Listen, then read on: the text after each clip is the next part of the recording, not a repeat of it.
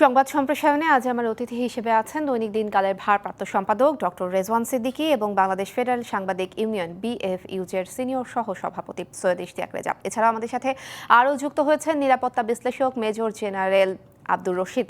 সংবাদ সম্প্রসারণে আপনাদের তিনজনকেই আবারও স্বাগত জানাতে চাই, আলোচনা করতে চাই। প্রথমেই যে সংবাদটি আমরা দেখছিলাম, পার্বত্য শান্তি চুক্তির দিবস উদযাপন হয়েছে। 23 বছরেও আসলে কিছু মৌলিক বিষয় বাস্তবায়ন না হওয়ায় ক্ষোভ। ডক্টর রেজওয়ান সিদ্দিকী, আপনাকে দিয়ে শুরু করতে চাই। 23 বছর হয়েছে শান্তি চুক্তির, কতটুকু শান্তি ফিরল পাহাড়ে? এবং শান্তি তো ফেরেই নেই, বরং আপনি কন্টিনিউয়াসলি যে সেখানে হানাহানি, হত্যা, গুম, পরস্পরের উপর হামলা, এই বিষয়গুলো শুধুমাত্র যে বাঙালি এবং পাহাড়ি এই বিভেদের ক্ষেত্রে হচ্ছে তা কিন্তু না। এবং এখানে ধরেন যাদের সঙ্গে চুক্তিটা করা হয়েছে তাদেরও অনেকগুলো গ্রুপ রয়েছে, জেএসএ, তারপরে ওই আরো আরো একাধিক গ্রুপ রয়েছে, এবং এই গ্রুপগুলো নিজেরা কিন্তু পরস্পর হানাহানিতে লিপ্ত হয় এবং এখানে একটা সংঘাতের পরিস্থিতি সৃষ্টি হয়। এটা সবসময় যে শান্তি চুক্তি রিলেটেড তা না। এই পার্বত্য চট্টগ্রাম একটা বড় চাঁদাবাজির এরিয়া, এবং এখানে চাঁদাবাজিটাই হলো মেইন সমস্যা। এখানে যদি শান্তিতে থাকতে চায় এখানকার মানুষ, তাহলে এই চাঁদাবাজদের যে কোনো ভাবে দমন করতে হবে। যেমন খুব একটা ছোট উদাহরণ, আপনারা সবাই পার্বত্য চট্টগ্রাম ভ্রমণ করে গিয়েছেন, লক্ষ্য করবেন যে দেখা যায় যে একটা লোক এই পাহাড়ের উপরে দুই একটা উপজাতীয় হয়তো ফ্যামিলি বসবাস করে, নিচে একটা লোক এসে মোটরসাইকেলে হর্ন বাজায় অত্যন্ত বিষণ্ণ মুখে পাহাড়ের উপর থেকে টাকা নিয়ে লোক নেমে আসে, এবং তারা কিন্তু বাঙালি না, তারা উপজাতি। বাঙালিও দেয়, আমি উপজাতীয়দের দেখেছি যে নিয়ে আসছে এবং তাদের সঙ্গে বচসা করছে যে এত কম টাকা কেন, অর্থাৎ উনি একটা ছাগল বিক্রি করেছেন, তার একটা অংশ এদেরকে দিতে হবে। মূল সংঘাতের জায়গাটা কিন্তু সেখানে, অর্থাৎ চাঁদাবাজিটা হলো পাহাড়ে অশান্তির মূল জায়গাটা। আর হ্যাঁ, এটাও তো ঠিক যে তারা যে স্বায়ত্তশাসন তারা যে দাবি করেন এবং সেখানে ভূমির যে অধিকার তারা দাবি করেন, সে বিষয়টা অবশ্যই বিবেচনার যোগ্য। এবং এখানে যারা বাঙালি আছেন তারা উড়ে আসেন নাই এই ভূমিতে। এটা যে এটা কি কোনো সম্ভব যে আমরা বলতে পারবো যে ওনারা এখানে বাঙালি বসবাস করতে পারবে না? আমরা কি বলতে পারবো যে কোনো পাহাড়ি এই সমতল ভূমিতে এসে বসবাস করতে পারবে না? বলতে পারবো? আমরা কিন্তু তা বলতে পারবো। সুতরাং প্রত্যেকে মিলেমিশে, এদেশ সবার, প্রত্যেকে মিলেমিশে থাকতে হবে। কিন্তু চাঁদাবাজির কারণে, আধিপত্য বিস্তারের কারণে, এলাকার সব প্রভাব বিস্তারের কারণে এই এলাকায় অবিরাম হানাহানি হয়। কোন খনিগুলো যদি আপনি চেক করেন তাহলে আপনি দেখতে পাবেন যে কোন খনির কারণটা কি। তাহলে এই কারণগুলো আসলে বুঝবার। জি, সৈয়দ ইশতিয়াক রেজা, একটু আপনার কাছেও আসতে চাই। সরকারের পক্ষ থেকে বলা হচ্ছে কোনো অভিযোগ বা ব্লেম নয়, কোন জায়গায় বাধা আছে, কোন সমস্যাটা আসলে কিভাবে সমাধান করা যায় সেটি খতিয়ে দেখতে হবে। আপনার কাছে কি মনে হয়, দেখার জন্য কি 23 বছর যথেষ্ট সময় নয়? ধন্যবাদ আপনাকে। দেখেন, পার্বত্য শান্তি চুক্তি 23 বছর আগে আমি বলবো বাংলাদেশের একটি অনন্য অর্জন ছিল, এবং এটার মাধ্যমে পাহাড়ে হানাহানি, সংঘাত, এগুলো একটা পর্যায়ে আমরা দেখেছি থেমে গিয়েছিল এবং থেমেছেও। চাঁদাবাজি সংক্রান্ত, আধিপত্য কায়েম সংক্রান্ত যে সংঘাতের কথা রেজওয়ান ভাই বলছেন, এটি অনেক উপসর্গের একটি উপসর্গ মাত্র, এটি মূল সমস্যা নয়। কিন্তু আমি বরং বলবো 23 বছর আগে এই চুক্তির মাধ্যমে বাংলাদেশের মানুষের সাথে, বাংলাদেশের সাথে জুম জনগোষ্ঠীর একটা আস্থার সম্পর্ক তৈরি হয়েছিল। আজকে 23 বছর পরে এসে প্রশ্ন উঠছে যে কেন পুরো শান্তি চুক্তি বাস্তবায়ন হয় নাই। সরকারের দিক থেকে বলছে যেটা, যে আমাদের চেষ্টা আছে, পাহাড়ি জনগণের দিক থেকে বলা হচ্ছে, পাহাড়ি সংগঠনগুলো বলছে যে অনেক ধরনের সমস্যার কথা তারা বলছে, নিরাপত্তা ইস্যু থেকে শুরু করে নানা কিছু। আমি মনে করি যে খতিয়ে দেখার বিষয় যেটি বলেছেন, এগুলো হলো কথার কথা, এটা সরকারকে নানা ধরনের রেটরিক বলতে হয় তাই বলছে। বরং বাস্তবতাটা হলো এটি একটি রাজনৈতিক সমস্যা এবং সেটাকে রাজনৈতিক ভাবেই মোকাবেলা করতে হবে। এবং সেখানে কিন্তু শান্তি চুক্তির বিভিন্ন ধারাগুলো বাস্তবায়নে কোথায় কোথায় অসঙ্গতি রয়েছে, কোথায় কোথায় হয়নি, এটা সরকার ভালো করেই জানে। বরং সেটা বাস্তবায়ন করার চেষ্টা করতে হবে। শক্তি প্রয়োগ করে আসলে কখনো কোনো সমস্যার সমাধান হয় না, আলোচনার মাধ্যমেই সমাধান হয়, এবং সেটাই কিন্তু প্রধানমন্ত্রী শেখ হাসিনা সেই চেষ্টাটা করেছিলেন 23 বছর আগে, এবং তিনি কিন্তু এটার জন্য ইউনেস্কো অ্যাওয়ার্ডও পেয়েছিলেন। এবং আমরা দেখেছি এটার পরে বাংলাদেশ সেনাবাহিনীর সেখানকার অনেক বেস তুলে নেওয়া হয়েছিল। এবং এখানে যে সেটেলারদের যে বিভিন্ন সমস্যাটা তৈরি হয়েছিল সেটাকেও একটা মিনিমাম জায়গায় আনার চেষ্টা ছিল, কিন্তু এখনো আমরা মাঝে মধ্যে কয়েকটি সমস্যা দেখতে পাই। একটা হলো স্থানীয় প্রশাসনের সাথেও সমস্যা দেখতে পাই, আরেকটি যেটি রেজওয়ান ভাই বলেছেন যে বিভিন্ন উপজাতি গ্রুপের আমি তো উপজাতি বলি না, আমি ক্ষুদ্র নৃগোষ্ঠী বলতে পারি, তাদের বিভিন্ন সংগঠনের মধ্যে নানা তৎপরতা। এই তৎপরতার মূলটা হলো আধিপত্য, সন্ত্রাস, চাঁদাবাজি। সেটি কিন্তু প্রশাসনিকভাবে অবশ্যই মোকাবেলা করতে হবে, কিন্তু তার চাইতে বেশি যেটি প্রয়োজন সেটা হলো পাহাড়ি সংগঠন যারা আছে সেখানে অপারেট করছে, পার্বত্য চট্টগ্রাম জনসংহতি সমিতি থেকে শুরু করে ইউপি এস গ্রুপ, অন্যান্য গ্রুপ, তাদেরকেই ভাবতে হবে যে এই সংঘাত আসলে শেষ পর্যন্ত তাদের জন্য কি এনে দিচ্ছে। যেই গ্রুপটি শান্তি চুক্তির বিরোধিতাকারী, তারা কাদের কাছ থেকে মদত পায়, তারা কোথা থেকে অস্ত্র পায়, তারা কোথা থেকে ভরসা পায়, সেইটি কিন্তু আসলে এখন খতিয়ে দেখে, সেইটি বরং খতিয়ে দেখতে হবে। এবং তারা কাদের আস্পর্ধায় এখানে সন্ত্রাস, চাঁদাবাজি, খুনাখুনি করে সেটা কিন্তু দেখতে হবে। এই পর্যন্ত যতগুলো ঘটনা গত কয়েক বছরে আমরা দেখেছি, সেখানে এই শান্তি চুক্তি বিরোধী গ্রুপটাই কিন্তু শক্তিশালী। তাদেরকে কারা মদত দিচ্ছে, আমার মনে হয় সেখানে একটা নজর দেওয়া জরুরি ভিত্তিতে প্রয়োজন আছে। জি, আব্দুর রশিদ, একটু আপনার কাছে জানতে চাইবো, যেটা আমরা শুনছিলাম একটু আগে সৈয়দ ইশতিয়াক রেজার কাছে যে শুনছিলাম, অভ্যন্তরীণ কোন্দলের কথা আমরা শুনছি, আধিপত্য বিস্তারকে কেন্দ্র করে প্রায়ই কিন্তু রক্তক্ষয়ী যে সংঘর্ষগুলো হচ্ছে সেসবের কথা আমরা শুনছি। এই সংগঠনগুলোকে নিষ্ক্রিয় করতে সরকারের পক্ষ থেকে কোনো পদক্ষেপ নেওয়ার বিষয়টি কি আপনার চোখে পড়ছে কিনা এটা একটু জানবো। সেই সাথে আরও একটু যদি যোগ করেন যে পাহাড়িদের যে মূল দাবি ভূমি বিরোধ নিষ্পত্তি, সেটাও কেন এতদিনে পূরণ করা সম্ভব হলো না? আমি যেভাবে দেখি কনফ্লিক্ট রেজুলেশন, এটি একটা প্রসেস। এটি আপনি রসগোল্লা না যে বানিয়ে দিলেন আর ফট করে খেয়ে ফেলবেন। তো এই প্রসেসটা আমরা দেখেছি, আমরা যারা বিশ্বে আন্তর্জাতিক বিশ্বের শান্তি স্থাপনায় কাজ করেছি, যথেষ্ট সময় লাগে এবং সব পক্ষের সহযোগিতা লাগে। এবং সেখানে ওই এলাকাতে যারা বাস করছে সব পক্ষের সুবিধা অসুবিধা আপনাকে বিবেচনায় নিতে হবে। এখানে একটি জিনিস আমি দেখতে পেয়েছি, শান্তি চুক্তি স্বাক্ষরটা একটা বড় ধরনের অর্জন ছিল এবং সেখানে এই শান্তি চুক্তি যেটা মৌলিক বিষয় বলছে, যেটা মৌলিক বলতে আমরা যেটা বুঝছি সেটা হচ্ছে ভূমি। তো এই যে ভূমির বিষয়টি, এটিকে এত বেশি গুরুত্ব দেওয়া হয়েছে, দেবার ফলে শান্তি চুক্তির মূল জায়গাটা হচ্ছে তাদের রাজনৈতিক ক্ষমতায়ন। সেই রাজনৈতিক ক্ষমতায়নটাকে স্লো করে দেওয়া হয়েছে। সেটা কে করেছে? সেটি করেছে ওখানে যে আপনার যে পলিটিক্যাল যে লিডারশিপ তৈরি হয়েছে, সেটা হচ্ছে সন্টু লারমাকে যদি আপনি দেখেন, সে যখন শান্তি চুক্তি স্বাক্ষর করেছে তখন ওখানে একটি পলিটিক্যাল পার্টি ছিল, সেটা হলো পিসিজেএসএস। তারপরে শান্তি চুক্তি স্বাক্ষরের পরপরই এটি ভেঙে গিয়ে ইউপিডিএফ নামে আরেকটি রাজনৈতিক দল গঠিত হলো। তারপরে ইউপিডিএফ আবার ভেঙে আবার দুটি হয়ে গেছে, একটা ইউপিডিএফ গণতান্ত্রিক, একটি ইউপিডিএফ।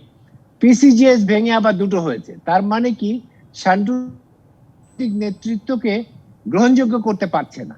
এই না পারার পেছনে যেটি আছে সেটি হলো যে ওখানে ছিল যে এই যে আঞ্চলিক পরিষদটা গঠিত হবে, এটি হবে হচ্ছে নির্বাচনের মাধ্যমে। সেই সরাসরি নির্বাচন করা বা ইনডাইরেক্ট নির্বাচন করা কোনোটাই সম্ভব হয়নি। কেন?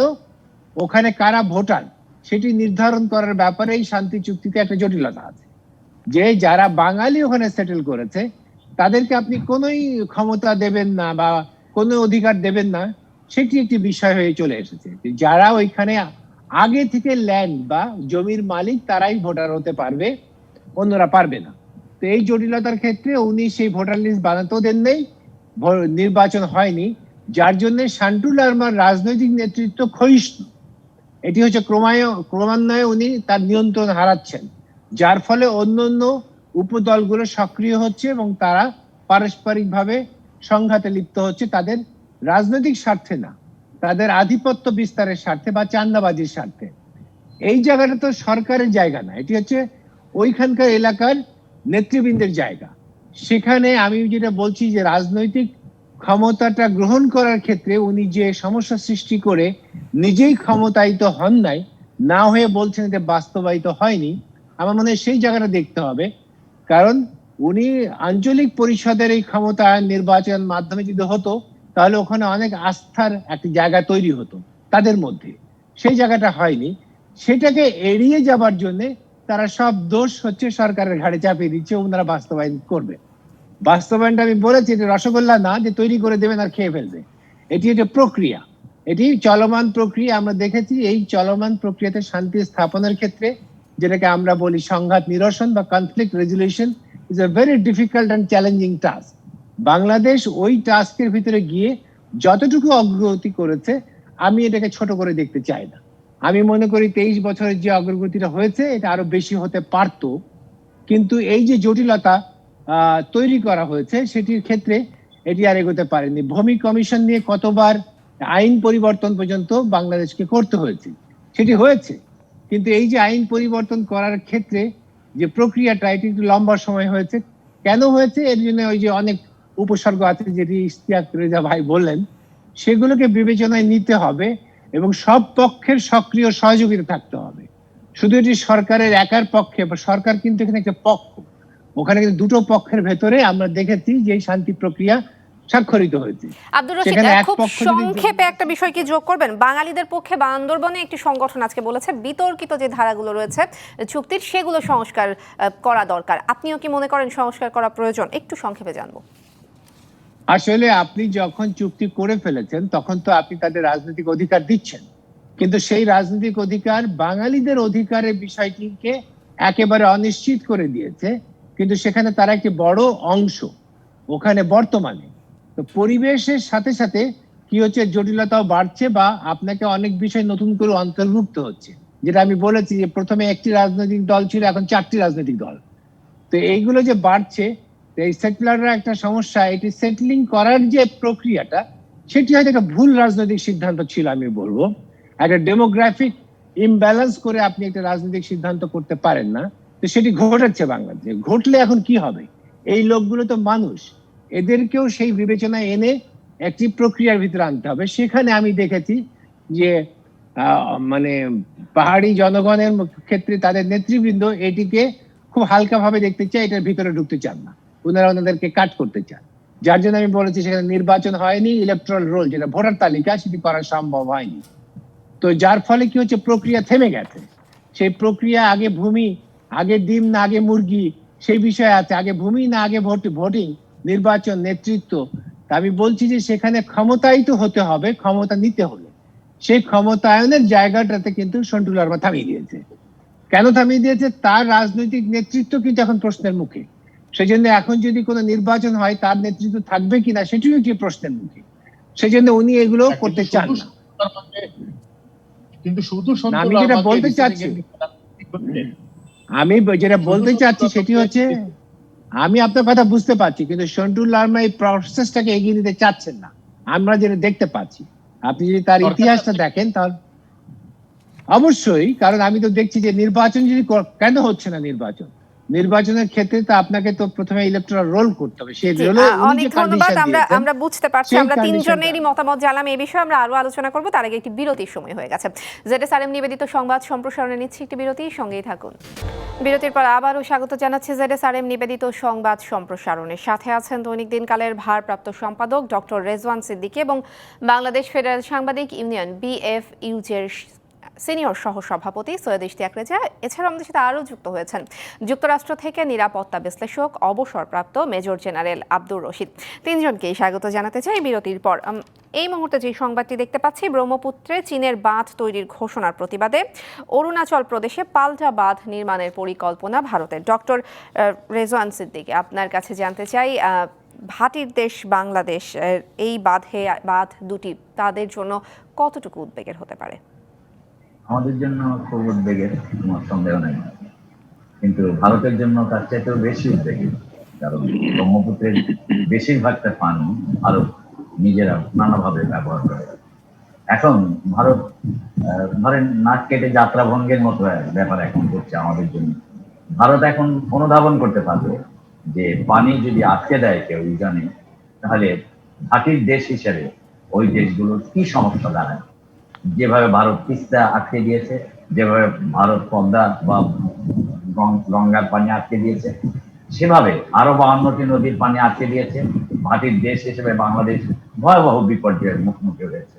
তাতে আমরা যে ভয়াবহ সমস্যার মধ্যে পড়েছি, ভারত এটা উপলব্ধি করতে পারবে এবং সে কারণেই ভারত এখন বলছে তারা অরুণাচলে এই করবে, ওই করবে, সেই করবে। কিন্তু তাদের এই রিজনটা বোঝা উচিত ছিল শুরুতেই। আমরা তো এখন ফাইট করতে পারছি না যে ভারত চীন বাদ দিও না। চীন তো আসলে বাদ, এই বাদ পলিটিক্যাল, এই বাদটা দিতে চায় ভারতকে শিক্ষা দেওয়ার জন্য। তো ভারতকে যদি চীন শিক্ষা দিতে চায়, আমাদের অসুবিধা কি? ভারত তো আমাদের তিস্তা দিয়ে, পদ্মা দিয়ে, গঙ্গা দিয়ে, আমাদের আরো 52টা নদী দিয়ে আমাদের শিক্ষা দিয়ে দিচ্ছে। তাহলে ভারতকে অন্য কেউ শিক্ষা দিলে দিক, অসুবিধা কি? আসলে অভিন্ন নদীর প্রবাহগুলো বাধাহীন থাকা উচিত, এবং এটা আন্তর্জাতিক আইন এবং এটা ভাটির দেশগুলোর অধিকার। তো সুতরাং ভারতের অধিকার কখনো বাংলাদেশের ক্ষেত্রে মানেনি। আজকে তারা দেখেন এখনই হই হই করে উঠছে যে ব্রহ্মপুত্রে বাঁধ দিলে তাদের এই ক্ষতি হয়ে যাবে এবং বিরাট বন্যা হবে, কিন্তু শুধুমাত্র যে ডুববে এক বিশাল এলাকা ইন্ডিয়ার বন্যায় ডুবে যাবে, যেখানে কোনোদিন বন্যা হয়নি। তো এখন এই যে পরিস্থিতি, এই পরিস্থিতিটা একটা আপোষ নিষ্পত্তি হওয়া দরকার, যে পানি নিয়ে যেন এই ধরনের রাজনীতি না হয়। পানি ভাটির দেশ হিসেবে প্রত্যেকটা দেশের সমান অধিকার রয়েছে পানিতে। ভারতও এটা উপলব্ধি করুক, চীনও উপলব্ধি করুক যে এভাবে পানি আটকে দিয়ে কোটি কোটি মানুষের জীবনের বিপন্ন করে তোলা সঠিক নয়। এবং ভারতকেও উপলব্ধি করা উচিত যে বাংলাদেশের 16 কোটি মানুষের জীবন বিপন্ন করা অধিকার তাদের নেই। সৈয়দ ইশতিয়াক রেজা, আপনার কাছেও একটু জানতে চাইবো, আপনার কি মনে হয় বাংলাদেশ ভারত দুজন মিলে কি আনুষ্ঠানিকভাবে চীনের কাছে প্রতিবাদ জানাতে পারে, কিংবা আন্তর্জাতিক প্ল্যাটফর্মগুলোতে অভিযোগ জানানোর কি কোনো সুযোগ রয়েছে? দেখেন, ভারত এবং চীনের এই দ্বন্দ্বে বাংলাদেশ সবচেয়ে বড় ক্ষতির মুখে পড়বে, এতে কোনো সন্দেহ নেই। তবে আপনি যদি গ্লোবাল ক্লাইমেট রিপোর্ট এবং ওয়াটার রিপোর্ট গুলো দেখেন, তারা দেখবেন সারা পৃথিবীতে নদীতে বাঁধ দেওয়ার ক্ষেত্রে পৃথিবীতে সবচেয়ে বেশি এগিয়ে আছে চীন। চীন নদী নষ্ট করছে এরকম একটা রিপোর্ট অনেকদিন থেকে জাতিসংঘ থেকে বলা হচ্ছে, মানে একটা অভিযোগ আসছে। এবং চীন আমাদের এই রিজিয়নের মধ্যে সবচেয়ে আপার রিপেয়ারিং অঞ্চলে রয়ে গেছে, অর্থাৎ সবচেয়ে উঁচু জায়গায় রয়ে গেছে। ফলে চীন যখন কোনো বাঁধ দেয় কোথাও, সেটা শেষ পর্যন্ত কিন্তু প্রাথমিকভাবে ভারতকে ক্ষতিগ্রস্ত করে, কিন্তু আলটিমেট ভিকটিম কিন্তু বাংলাদেশ নয়। কিন্তু বাংলাদেশের একটা সমস্যা হলো, রাজনৈতিকভাবে আমরা ভারতের বিরুদ্ধে যত কথা বলি, চীনের সম্পর্কে আমরা অতটা বলি না। চীন এবং বাঁধ, নদীতে বাঁধ দেওয়ার যে প্রযুক্তি, নদীতে যেভাবে বাঁধ দেওয়া হয়, আপনি এখনই ইন্টারনেটে ঢুকলে জাতিসংঘের ইয়েতে দেখতে পাবেন ক্লাইমেট রিপোর্টে, যে সেটি অত্যন্ত পুরনো টেকনোলজি, পুরনো প্রযুক্তি, পুরনো পদ্ধতি, এর মাধ্যমে নদীগুলোকে একেবারে মেরে ফেলা হয়। চীন পৃথিবীর মধ্যে সবচেয়ে বড় রিভার কিলার হিসেবে পরিচিত, এবং তারা নানা ধরনের জলবিদ্যুৎ এটা সেটা করতে গিয়ে তারা নদীকে খুন করছে, এবং এটা কেউ বলছে না কিছু। দুঃখজনক হলো আমাদের এখানে আমরা ইমিডিয়েট নেইবার হিসেবে ভারত যখন কিছু করছে, এবং অবশ্যই আমাদের প্রতিবাদ করতে হবে, কারণ আমরা তো ক্ষতিগ্রস্ত হচ্ছি, ফারাক্কার কারণে ক্ষতিগ্রস্ত হয়েছি, তাদের উজানে পানি টেনে নেওয়ার কারণে আমরা ক্ষতিগ্রস্ত হচ্ছি।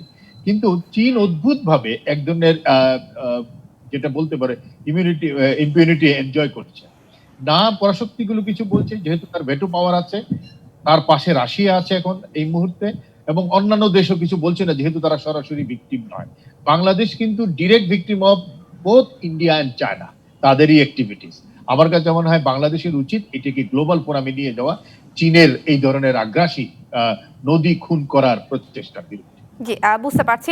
জনাব আব্দুর রশিদ, আপনার কাছে একটু জানতে চাই, ভারতের সাথে তো এমনিতেই আমাদের অভিন্ন পানি বন্টন সমস্যা নিয়ে নানান রকমের সমস্যার বিষয়গুলো রয়েছে, আলোচনাও চলছে। আপনার কাছে কি মনে হয় এই বাঁধ নির্মাণের আগে কি একটি বহুপাক্ষিক আলোচনার দরকার ছিল কিনা? নিঃসন্দেহে নদীর যেটা বললো যে ন্যাচারাল ফ্লোটাকে মেনটেন করা, এটা আন্তর্জাতিক দাবি, এবং এই দাবিটা যারা মানছেন না, তাতে আমরা তো ক্ষতিগ্রস্ত হবই। কারণ হচ্ছে আমরা হচ্ছে ভাটির দেশের মানুষ। এখন চীনের যে নদীটা হয়েছে, আমি যতদূর জানি এটি তিব্বতে এই ব্রহ্মপুত্রের জন্ম, সেখান থেকে তারা ওই পশ্চিম থেকে পূর্বে এসে তারপর অরুণাচলে ঢোকে। তো এখানে একটি জিনিস আছে যে চীন এটাকে ডাইভার্ট করার পরিকল্পনা অনেক আগে থেকেই করছিল। এটি হচ্ছে করলে কি হবে, যে শেষে তো পানি তো আমাদের কাছে তো আসতে হবে, সে পানি যদি না আসে তাহলে আমরা ক্ষতিগ্রস্ত হব। তো সেক্ষেত্রে আন্তর্জাতিক প্রক্রিয়া, যেটা যে নন নেভিগেশনাল ওয়াটার রিভার্স নিয়ে যে আইন আছে, সেটি আনক্লসে, সেটিতে আমরা দেখছি যে কেউ এটাতে গুরুত্ব দেয় না। বিশ্ব সংস্থা সেখানে গুরুত্ব আনতে হবে যে হ্যাঁ, এটি কেউ এই ন্যাচারাল ফ্লো আটকাতে পারবে না। এটি বাংলাদেশ হচ্ছে এর একটা ভুক্তভোগী দেশ।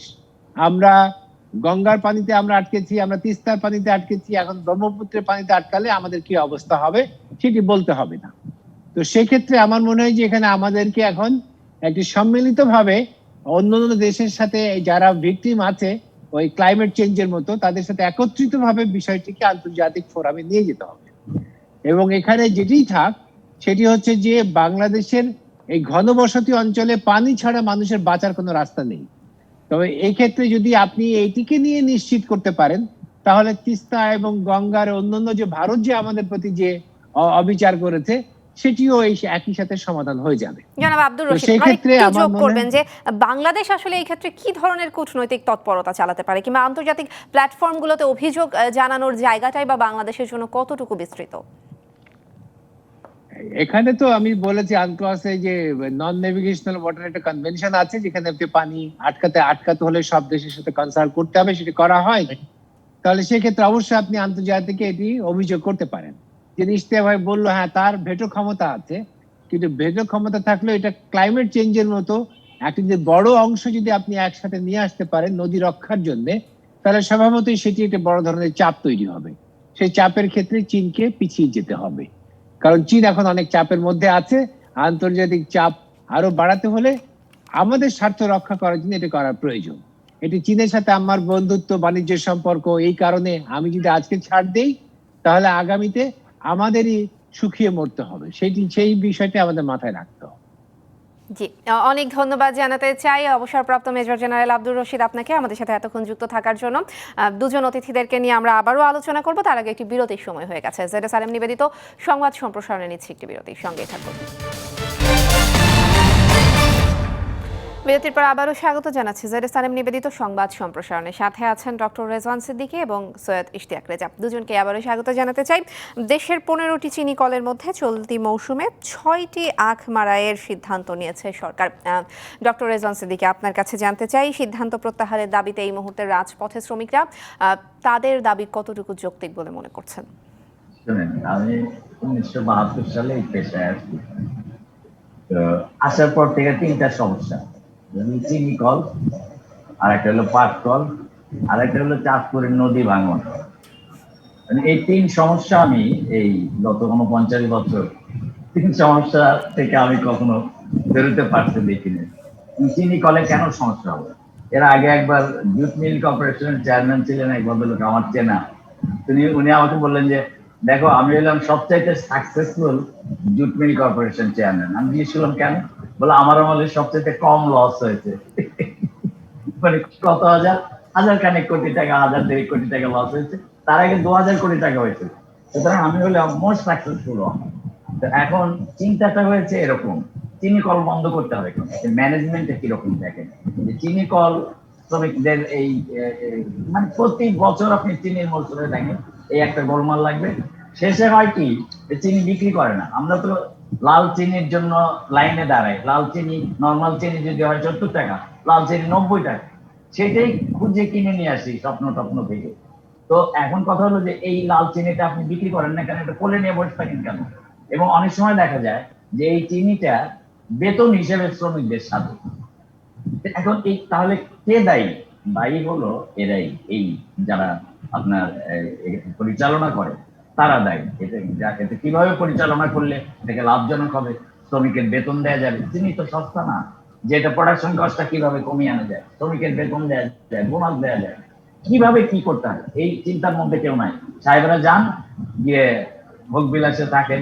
যদি যন্ত্রপাতি কিছু কিনতে হয়, আল্লাহ রহমত আপনার 1 কোটি টাকার যন্ত্র 10 কোটি টাকা দেয় কিনা, তারপরে শেষ কেল্লাপথ। এই অবস্থায় চিনি কল চালু রাখতে হবে। এবং কেন স্বয়ংসম্পূর্ণ হতে পারবো না? চিনি পড়ে থাকে বছরের পর বছর, অথচ আমরা পাই না যে লাল চিনিটা। এর একটা বিহিত করা দরকার, যোগ্য লোককে এই জায়গাগুলোতে বসানো দরকার, যিনি ভালোবেসে দেশপ্রেমের মাধ্যমে এবং শ্রমিকের কল্যাণের চিন্তা করে যিনি কাজটা করবেন। জি, শ্রমিকদের আসলে দাবিগুলোর মধ্যে কিন্তু শ্রমিকদের দাবিগুলোর মধ্যে কিন্তু আসলে 5 মাসের যে বকেয়া বেতন, সেই দাবিটাও রয়েছে। সৈয়দ ইশতিয়াক রেজা, আপনি একটু যোগ করবেন, চিনি কল, পাট কলে প্রায় সরকারি যে অব্যবস্থাপনার কথাগুলো আমরা শুনে থাকি, কেন? এর মূল কারণ আপনি কি বলে মনে করছেন? ব্যবসা করা সরকারের কাজ, সুতরাং ব্যবসা করতে গেলে সরকার ব্যর্থ হবে, এটা সারা পৃথিবীতে প্রমাণিত হচ্ছে। সুতরাং সরকার যখন সরকারি মিল কারখানা পরিচালনা করতে গেছে সরকারি লোক দিয়ে, এটি কোনোটাই লাভবান হয়। বরং অবস্থাটা এরকম দাঁড়িয়েছে, সরকারি কলকারখানা বন্ধ রাখলে সরকারের লাভ বেশি। খোলা রাখলে লোকসান কম হয়, রেজওয়ান ভাই যেটা বলছি। সেই বিবেচনায় এই চিনি কলগুলো কোনোদিন আপনি লাভজনক করতে পারবেন না, দক্ষ করে তুলতে পারবেন না, ব্যবস্থাপনায় কোনো স্বচ্ছতা এবং জবাবদিহিতা আনতে পারবেন না। আমি মনে করি বন্ধ করে দেওয়ার সিদ্ধান্ত একেবারে যৌক্তিক। এবং আজকে দেখেন পাটকলগুলো যেগুলো প্রাইভেটাইজ হয়েছে, ব্যক্তি মালিকানায় গেছে, তারা অসাধারণ সব প্রফিট করছে, প্রোডাক্ট ডাইভার্সিফিকেশন করছে, নতুন নতুন পণ্য নিয়ে পৃথিবীর বুকে যাচ্ছে, অথচ সরকারি মিলগুলো কোনো প্রফিট করতে পারেনি। এই সমস্ত অদক্ষ দুর্নীতিবাজ কর্মকর্তা কর্মচারী দিয়ে এগুলোকে কখনোই লাভজনক করা যাবে না। আমি মনে করি দেরিতে হলো সরকারের বোধোদয় হয়েছে, এগুলোকে বন্ধ করে দিতে হবে।